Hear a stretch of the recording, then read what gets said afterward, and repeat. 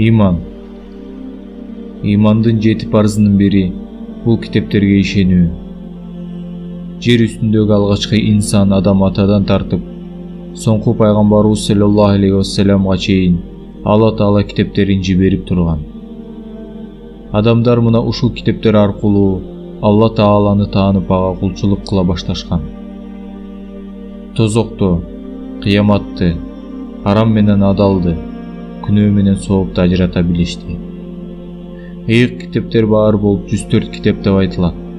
Алардын 4-өө мына булар: Тоорат, Муса алейхиссаламга; Забур, Давуд алейхиссаламга; Инжил, Иса алейхиссаламга; Кур'ани Карим, Мухаммад саллаллаху алейхи вассаламга түшүрүлгөн.